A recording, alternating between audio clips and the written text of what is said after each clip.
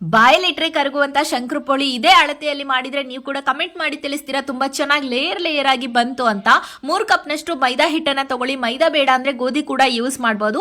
ಅಂದ್ರೆ ನೀವು ಇಲ್ಲಿ ಅರ್ಧ ಕೆಜಿ ಮೈದಾ ಹಿಟ್ಟನ್ನ ತಗೊಳ್ತಾ ಇದ್ರೆ ಒಂದು ಅಳತೆಗೆ ಅಂತ ಕಪ್ ಇಟ್ಕೊಳ್ಳಿ, ಅದರಿಂದ ಸಹಾಯ ಆಗುತ್ತೆ ನಿಮ್ಗೆ.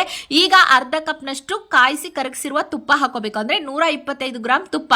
ಒಂದು 3 ಕಪ್ಪಿಂದ ಹಿಟ್ಟು ತಗೊಂಡಿದ್ರಲ್ಲ ಅದ್ರ 1 ಕಪ್ಪಿನಿಂದ ಅರ್ಧ ಕಪ್ನಷ್ಟು ತುಪ್ಪ. ಅರ್ಧ ಕಪ್ನಷ್ಟು ಹಾಲಿಗೆ ಅಂದ್ರೆ 125 ml ಹಾಲಿಗೆ 125 ಗ್ರಾಮ್ನಷ್ಟೇ ಸಕ್ಕರೆ ಹಾಕೋಬೇಕು. ಆಯ್ತಾ, ಸೇಮ್ ಕ್ವಾಂಟಿಟಿ ಇರಬೇಕು. ತುಪ್ಪ, ಸಕ್ಕರೆ ಮತ್ತೆ ಹಾಲು ಸಮ ಪ್ರಮಾಣದಲ್ಲಿ ಹಾಕಬೇಕು. ಈಗ ಆ ಹಿಟ್ಟಿಗೆ ಅರ್ಧ ಸ್ಪೂನ್ ಏಲಕ್ಕಿ ಪೌಡರ್, ಚಿಟಿಗೆಯಷ್ಟು ಉಪ್ಪು ಹಾಕಿ ಕರಗಿಸಿರೋ ಹಾಲು ಸಕ್ಕರೆನ ಇದಕ್ಕೆ ಸ್ವಲ್ಪ ತಣ್ಣಗೆ ಹಾಕ್ಬಿಡಿ. ತಣ್ಣಗಾದ್ಮೇಲೆ ಉಗುರು ಬೆಚ್ಚಗಿದ್ದಾಗ ಆ ಹಿಟ್ಟಿಗೆ ಹಾಕೊಂಡು ಕಲಿಸ್ತಾ ಬನ್ನಿ. ತೀರಾ ಬಿಸಿ ಇದ್ದಾಗ ಹಾಕೋಬೇಡಿ. ಸೊ ಇದನ್ನ ಚಪಾತಿ ತರ ತೆಳ್ಳಗೆ ಉತ್ಕೋಬಾರ್ದು, ಸ್ವಲ್ಪ ದಪ್ಪ ಇರಲಿ, 1/4 ಇಂಚ್ನಷ್ಟು ದಪ್ಪ ಇರಲಿ ಶಂಕರಪೋಳಿ. ಕಾದಿರುವ ಎಣ್ಣೆಯಲ್ಲಿ ಮೀಡಿಯಂ ಫ್ಲೇಮಲ್ಲಿ, ಜಾಸ್ತಿ ಹೈ ಫ್ಲೇಮಲ್ಲಿ ಕಾದಿರಬಾರ್ದು. ಎಣ್ಣೆ ಮೀಡಿಯಂ ಇದ್ದಾಗ ಇದನ್ನ ಕರೆದು